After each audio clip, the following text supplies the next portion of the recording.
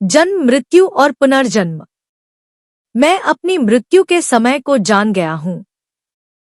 जिस प्रकार सैकड़ों बार अनुभव किया है मैंने मृत्यु का, उसी प्रकार फिर होगा मृत्यु का अनुभव। मगर मृत्यु किसकी? मेरा या मेरे शरीर की? नहीं, मेरा नहीं। मैं तो शाश्वत आत्मस्वरूप हूँ।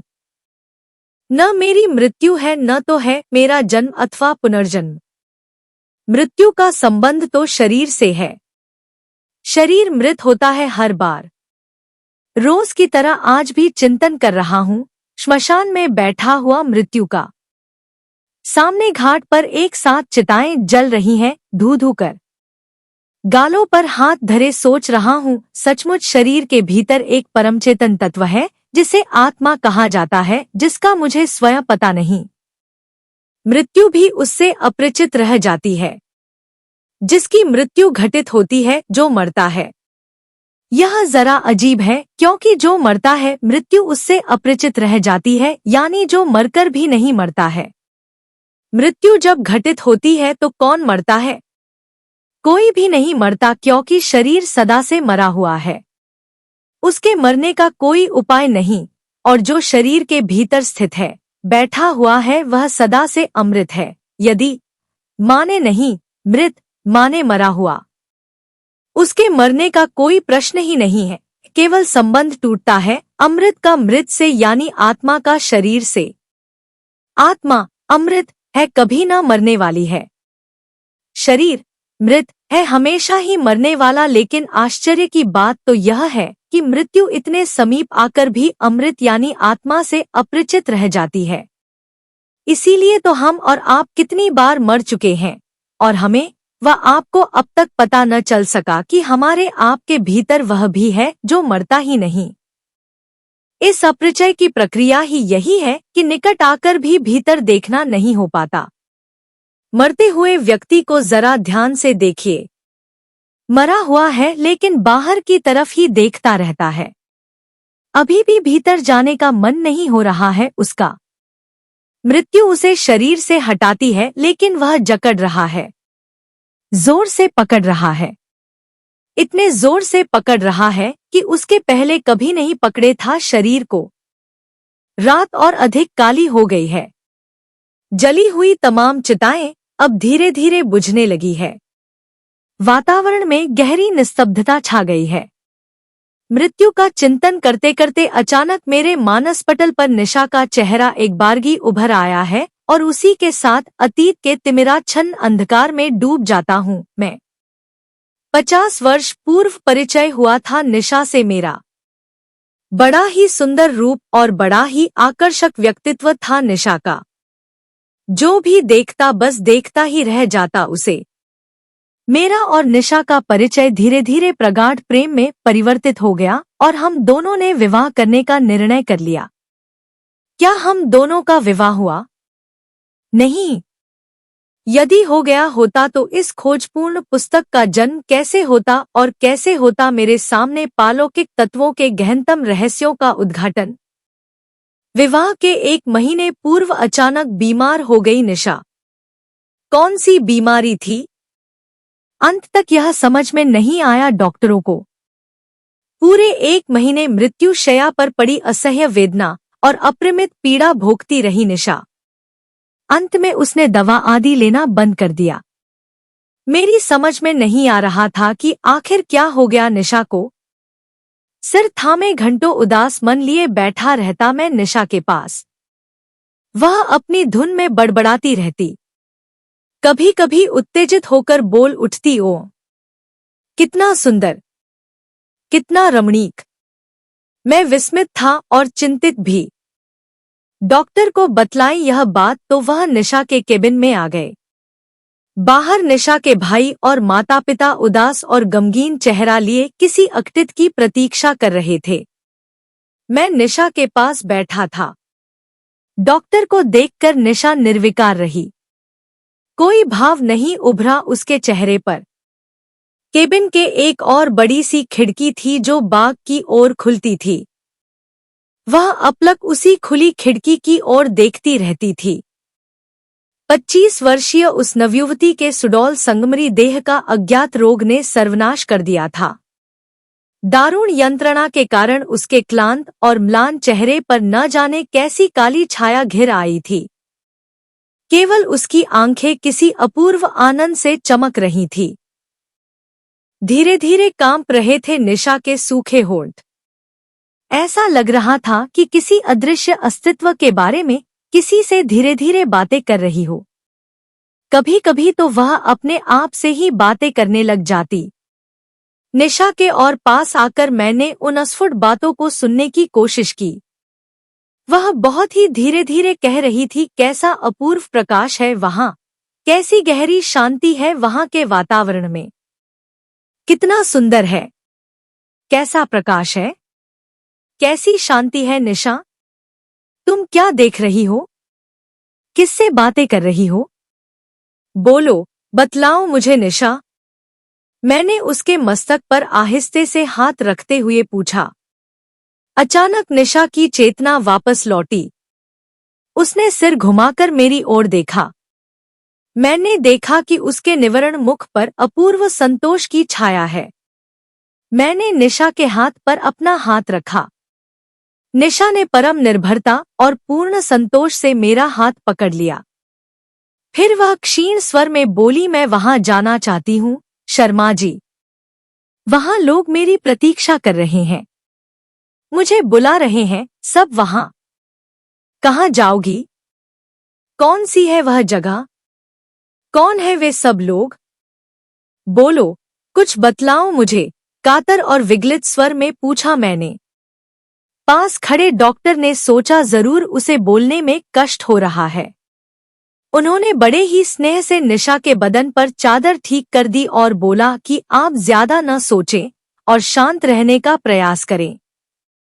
यह सुनकर निशा एकाएक बिगड़ गई और बोली, ओफ, आप मुझे बहुत परेशान करते हैं डॉक्टर रमन। क्यों आप मुझे वहां नहीं जाने देते? जाने दीजिए मुझे, रोकिए मत। आपकी दवाएं मुझे वहां जाने से बार बार रोकती हैं, इसीलिए दवा लेना मैंने बंद कर दिया। मुझे रोक सकने में आप सबको क्या मिलेगा? डॉक्टर रमन बहुत बड़े अनुभवी डॉक्टर थे। पूरे 7 साल अमेरिका में रहकर वापस लौटे थे वह। निशा को वह भी न रोक सके थे। उसका उपाय भी न था उनके पास, लेकिन सुंदर दृश्य देखने के बाद से निशा आश्चर्यजनक ढंग से शांत हो गई थी। उसकी शारीरिक पीड़ा भी मानो बहुत कम हो चली थी। मगर हाँ, कोई उसके पास खड़ा होता तो वह अवश्य परेशान होने लगती। वह एकांत में ही अधिक रहना पसंद करती थी। लेकिन आश्चर्य की बात तो यह थी कि मैं जब कभी भी हटने की कोशिश करता तो वह अपनी बंद आंखें धीरे धीरे खोलकर अपलक निहारने लग जाती थी, और तब मेरे कदम अपने आप थम जाते और फिर अपने स्थान पर वापस लौट आता। चुपचाप उसके सिर पर हाथ फेरने लगता पहले की तरह। उस समय रात के शायद 11 बजे थे। रोज की तरह मैं निशा के सिरहाने बैठा था। डॉक्टर रमन 2 बार आकर उसे देख चुके थे। सांझ से ही निशा मौन साधे निर्विकार भाव से पड़ी थी बिस्तर पर आंखें बंद किए हुए। अचानक चैतन्य हो उठी वह। तकिया के सहारे उसने सिर घुमाया और मेरी ओर देखकर कहने लगी, वह सुनो जहां से मैं अभी लौटी हूं, वह बहुत ही सुंदर और रमणीक स्थान है। शांति तो इतनी है कि बतला नहीं सकती। इतना बोलकर हांफने लगी निशा, फिर थोड़ा रुककर आगे कहने लगी, पहली बार मुझे अनुभव हुआ कि मैं शरीर में नहीं हूं। कितने मूर्ख व पागल हैं वे लोग जो शरीर को लेकर अस्तित्व का बोध करते हैं। थोड़ी देर पहले न जाने कैसे मैं अपने शरीर से अलग हो गई थी। मैं अपने शरीर को उसी तरह देख रही थी जैसे तुम्हारे शरीर को देख रही हूं। शरीर से अलग होने पर सोचने लगी, अरे मैं तो बिना शरीर के भी जीवित हूं, बिना शरीर के भी मेरा अस्तित्व बना हुआ है। किसी भी तरह का अंतर नहीं आया है मेरे व्यक्तित्व में।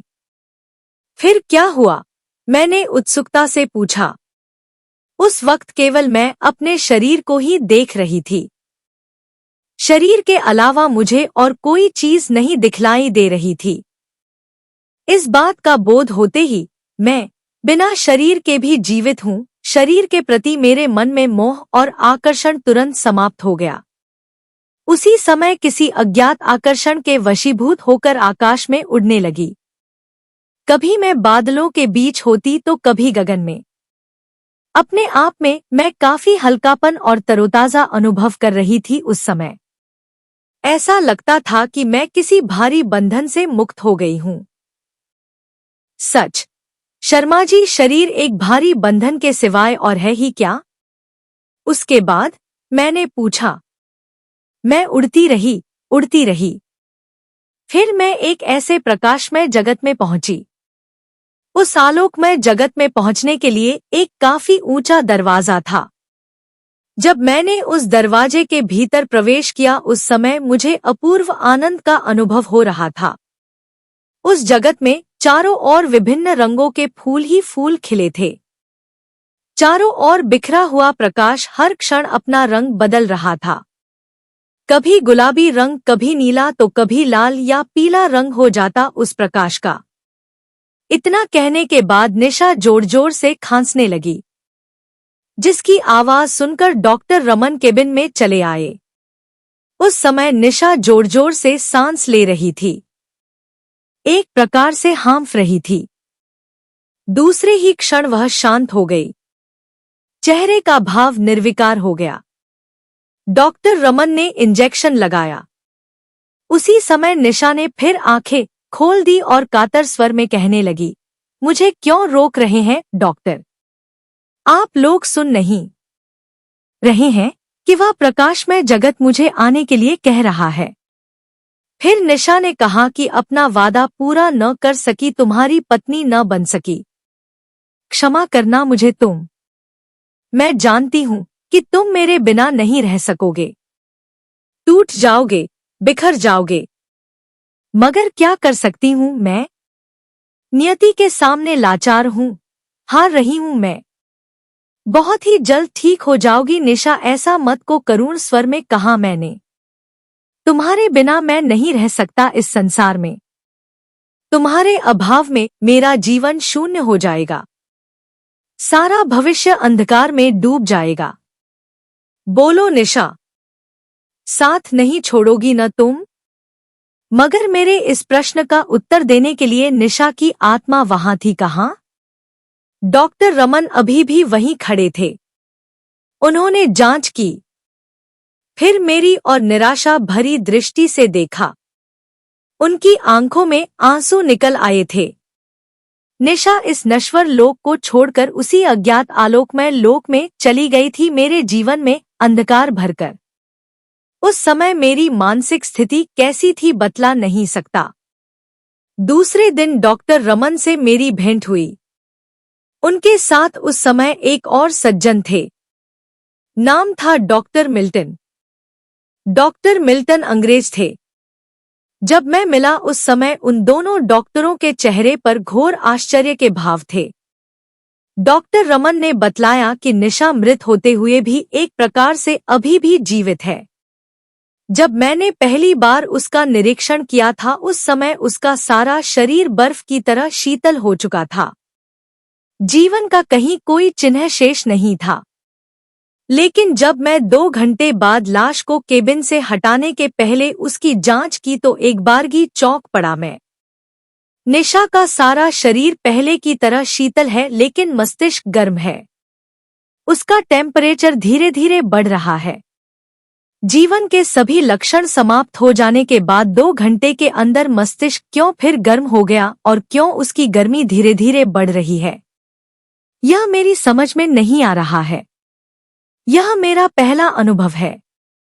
इस रहस्य को समझने के लिए मैंने फोन कर डॉक्टर मिल्टन को बुलाया है। सचमुच यह एक अत्यंत रहस्यमय और आश्चर्यजनक बात है, मैंने कहा। चिकित्सा शास्त्र के अनुसार निशा की मृत्यु को पूरे 8 घंटे हो चुके हैं, मगर एक हिसाब से वह जीवित भी है। निशा अपने आप में एक विचित्र रहस्य बन चुकी है। थोड़ा रुककर डॉक्टर मिल्टन ने आगे कहा, जिस गति से मस्तिष्क का टेम्परेचर बढ़ रहा है उससे मस्तिष्क का रक्त सूख जाना चाहिए, नसें फट जानी चाहिए। मगर ऐसा कुछ भी नहीं है। मैं जब दोनों डॉक्टरों के साथ अस्पताल पहुंचा तो वहां निशा की लाश के पास निशा के परिजनों के अलावा स्टाफ के कुछ विशिष्ट लोग भी थे। सभी के चेहरे पर कौतूहल और आश्चर्य के मिलेजुले भाव थे। डॉक्टर मिल्टन ने लाश को फिर चेक किया। उनकी मुख मुद्रा गंभीर थी। उस समय गंभीर स्वर में वह बोले, इस समय जो स्थिति है उसे न गहरी नींद कहा जा सकता है, न कोमा कहा जा सकता है, चिकित्सा शास्त्र के अनुसार मृत भी कहा जा सकता है। लेकिन मस्तिष्क में टेम्परेचर है, इसीलिए हम सब मृत घोषित नहीं कर पा रहे हैं। पूर्ण मृत हो जाने के 2 घंटे बाद अचानक मस्तिष्क का हद से ज्यादा गर्म हो जाना सचमुच सभी के लिए आश्चर्य की बात थी। पूरे 11 दिन उसी विचित्र और रहस्यमयी स्थिति में रही निशा की लाश। 12वें दिन उपस्थित सभी लोगों को घोर आश्चर्य में डालकर निशा ने धीरे धीरे आंखें खोली। इतने दिनों तक वह युवती एकदम मृत स्थिति में अन्य लोक में समाहित थी।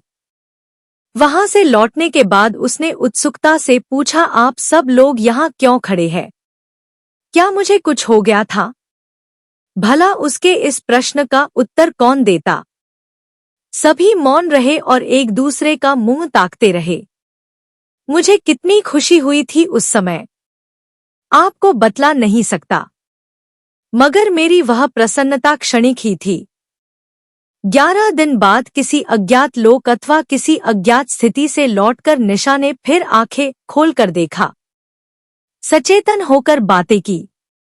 उस आश्चर्यजनक और अकल्पनीय स्थिति में डॉक्टर मिल्टन उत्तेजित हो उठे।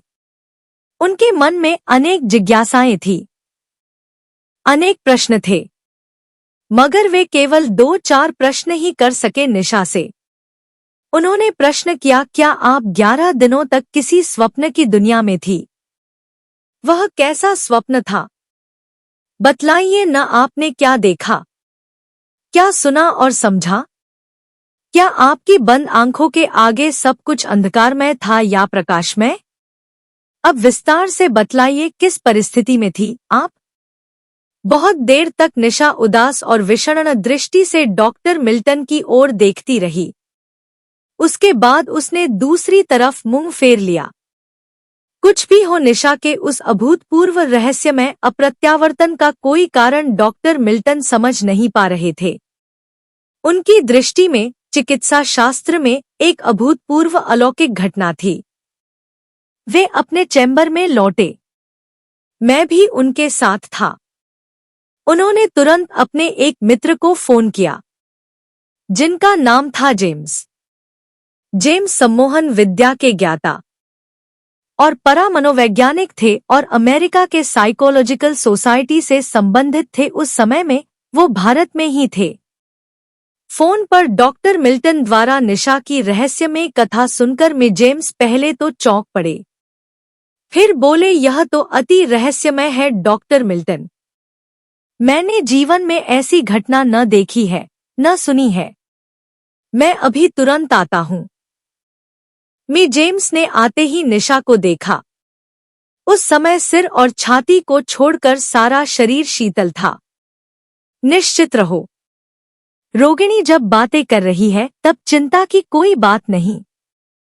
हम उसे अपने ढंग से सम्मोहित कर उसके अवचेतन मन की एक एक बातें जान समझ लेंगे। ठीक है, मैं सहमत हूँ आपके विचार से, डॉक्टर मिल्टन ने कहा। डॉक्टर जेम्स की बात सुनकर एक बार मुझे रोमांच हो आया। मेरे सामने किसी अलौकिक जगत का रहस्य खुलने जा रहा था। कभी मैं डॉक्टर जेम्स की ओर देखता तो कभी डॉक्टर रमन की ओर। खैर, निशा को एक शीत ताप नियंत्रित और ध्वनि रोधक कक्ष में लाया गया। उस समय रात के 9 बजे थे। उस कक्ष में किसी को जाने की अनुमति नहीं थी। उन 2 लोगों के अलावा सिर्फ मैं था उस कक्ष में। प्रयोग शुरू हुआ। मी जेम्स ने अपनी विशेष पद्धति से निशा की आत्मा को सम्मोहित करना शुरू किया। उस समय निशा धीरे धीरे सांस ले रही थी। उसके चेहरे पर कोई भाव नहीं था। ऐसा लगा कि मानो वह किसी को पहचान नहीं रही है। मिस निशा, आप मेरी ओर देखिए। मी जेम्स का गंभीर स्वर ध्वनि रोधक कमरे में गूंजा। आप मिस निशा शर्मा है। आपकी उम्र 25 वर्ष है। अहमदाबाद में आपका जन्म हुआ था। हाँ। आप धीरे धीरे सांस लीजिए। आप मेरी बात सुन रही है न? सुन रही हूँ, निशा ने धीमे स्वर में कहा। आप पूरे 1 महीने तक किसी अज्ञात बीमारी के कारण जीवन और मृत्यु के बीच थी, और उसके बाद फिर आप पूरे 11 दिनों तक मृत्यु की अंधेरी घाटियों में थी। इस दुनिया में आपका अस्तित्व नहीं था। बतलाइए, उस स्थिति में आपने क्या क्या देखा और क्या क्या अनुभव किया? आत्मसम्मोहन की उस स्थिति में लगा कि निशा के अंदर से मानो कोई बाधा आ रही है जो उसे बोलने नहीं दे रही है। उस समय उसकी आंखें बंद थी और चेहरे पर किसी भी प्रकार के विकार का भाव नहीं था। लेकिन उसके लिए मी जेम्स के आदेश का उल्लंघन करना असंभव था। उसके मस्तिष्क में मी जेम्स का आदेश बार बार ध्वनित होने लगा। मिस निशा शर्मा, याद रखिए, याद रखिए, मैं आपसे जवाब मांग रहा हूं। आप बतलाइए,